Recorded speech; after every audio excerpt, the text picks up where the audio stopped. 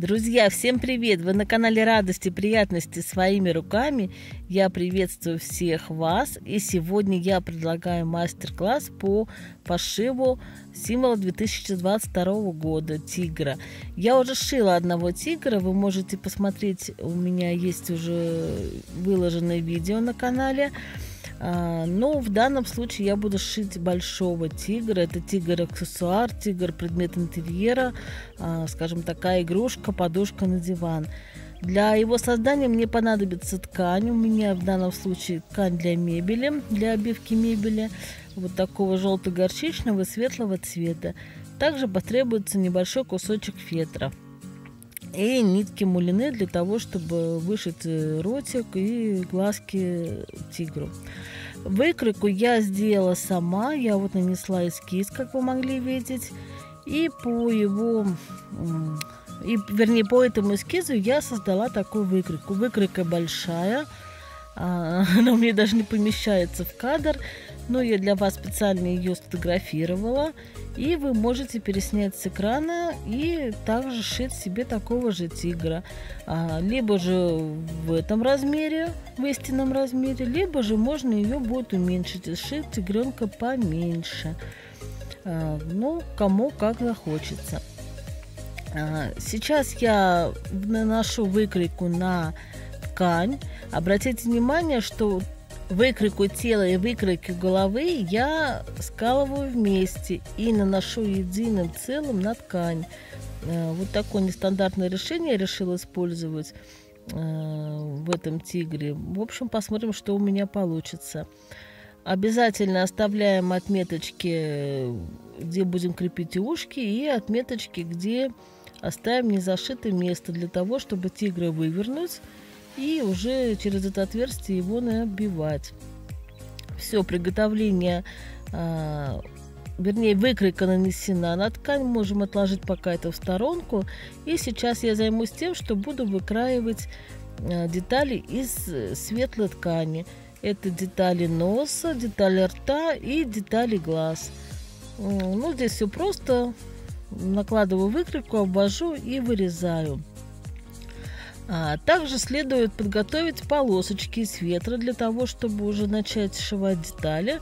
В данном случае у меня полоски для хвоста, полоски для тела большие, а полоски для мордочки я сделала такие же, только поменьше. Сейчас я уже нашила полоски на детали хвоста. Я решила в данном случае их пришивать таким декоративным зигзагообразным швом. И также нашила полосочки на лапы. Лапы я уже сшила. И сейчас я делаю такие небольшие надрезы посередине с изнаночной стороны лапы, для того, чтобы через это отверстие можно будет лапку вывернуть и, соответственно, потом ее набивать. Разрезики стоит делать небольшие, аккуратные. Не надо слишком, скажем так, делать больших, потому что потом будет, ну, скажем так, не очень аккуратно выглядеть, и, возможно, они будут заметны. Все, лапки у меня практически полностью готовы. Также я стачала детали ушек. У меня вырезаны детали носа. Обратите внимание, я уже тоже вырезала детали вот эту коричневую из фетра, скажем так, накладочка на нос.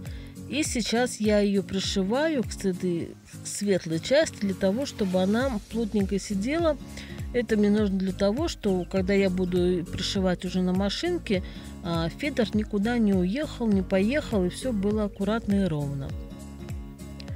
Вот такие заготовки у меня уже сделаны. Сейчас я буду приступать к тому, что уже буду все это переносить на детали головы. Вот в данном случае я уже приметала деталь рта, и сейчас я буду клеить полосочки на мордочку. Это я делаю клею для того, чтобы они держали, чтобы мне не тратить время на приметывание, но в то же время в момент пришивания на машинке они у меня не сползли и не съехали, а были все на своих местах, ровненько расположены и красиво, и, ну, симметрично. Вот таким образом я наклеиваю на клей ПВА. Много не надо клеить, совершенно чуть-чуть, даю высохнуть, и уже потом это можно будет все пришить. Также я накладываю деталь носа, прикалываю булавочками и тоже подготавливаю к тому, чтобы уже это можно будет все шить на машинке.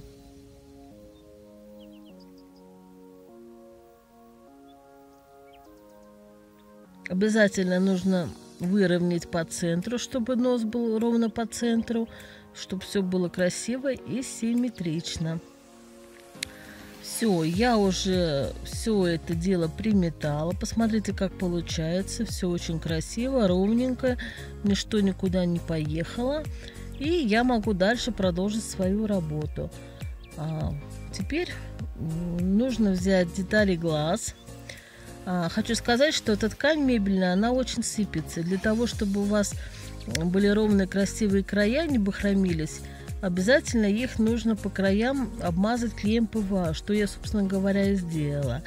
И сами детали глаз я потом тоже клею на клей ПВА, для того, чтобы они также хорошо сидели, держались, и по моменту пришивания на машинке детальки никуда не поехали. Вот, на машинке я их уже пристрочила, также прострачиваю зигзагообразным швом. И вот здесь на носу я решила нанести такие 3 декоративных строчки.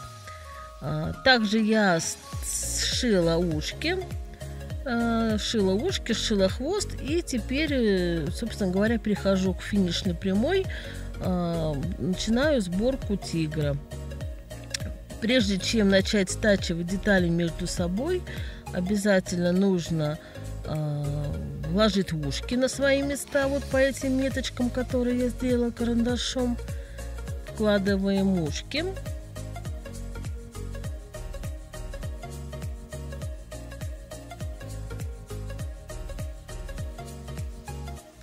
Одно ушко, второе ушко. Я все это потом закрепила булавками.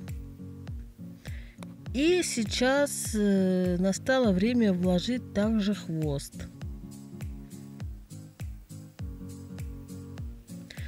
Будьте внимательны, обратите внимание, с какой стороны у вас полоски на хвосте.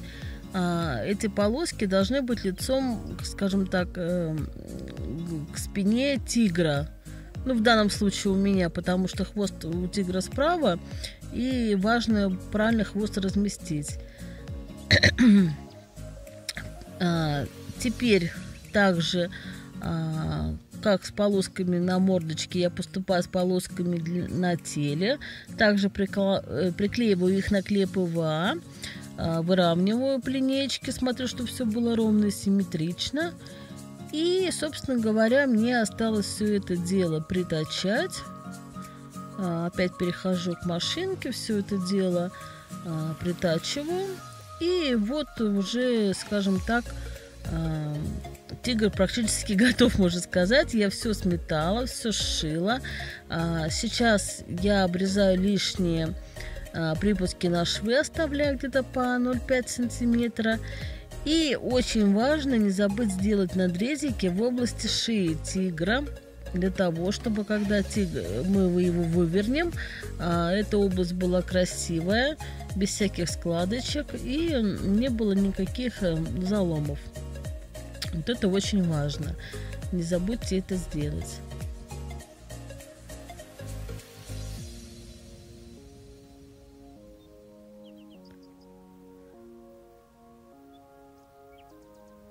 Вот, посмотрите, в этих местах я сделала такие небольшие насечки до шва, и они помогут нам сделать эту область красивой и ровненькой. Все, тигр, вернее, я начинаю выворачивать тигра на лицевую сторону, и посмотрим, что у меня получилось.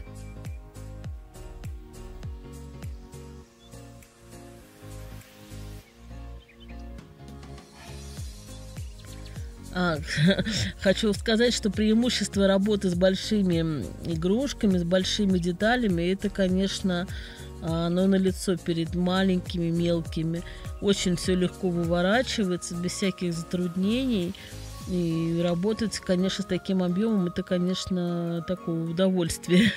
Вот, никаких трудностей не испытываешь. Ну, посмотрите, друзья, вот такой у меня тигр будет. Я его сейчас уже набила туго, плотненько, чтобы он хорошо держал форму, был красивый. Но вот в области шеи набивать туго не надо. Там должен быть заломчик для того, чтобы шея могла сгибаться. Учтите этот момент, и туго не набивайте. Также я уже сшила вот эти отверстия на лапках, сшила аккуратненько, и все получилось незаметно и красиво. Сейчас я перехожу к тому, что хочу дооформить глаза своему тигру. Я буду вышивать зрачки нитками мулине оранжевого цвета, скажем, делать такие акценты на глазах, на зрачках. Ну, тут я вышивала в произвольной какой-то манере. Вы можете сделать как-то по-другому, по-своему, как вам больше нравится. В общем, импровизируйте.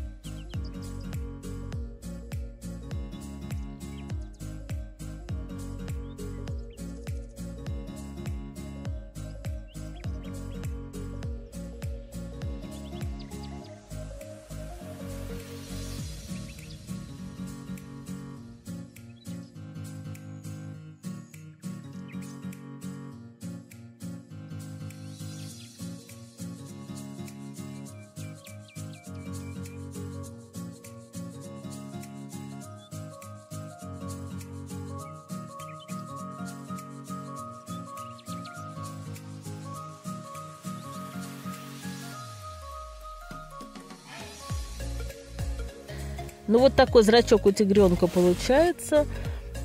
По такому же принципу я сделаю второй. И глазки тигра уже будут полностью готовы. Сейчас я перехожу к тому, что вышью ротик тигру. Вышивать я буду также нитками мулине. И, собственно говоря, на этом моя работа закончена. Вот такой тигренок у меня получается. Яркий, красивый, большой, видный. Я пришила ему лапки, они вот такие вот подвижные, могут менять положение, крутиться. И также пришила ему здесь сбоку хвостик, для того, чтобы он не болтался, а красиво находился сбоку. Вот, друзья, такой замечательный символ 2022 года у меня получился.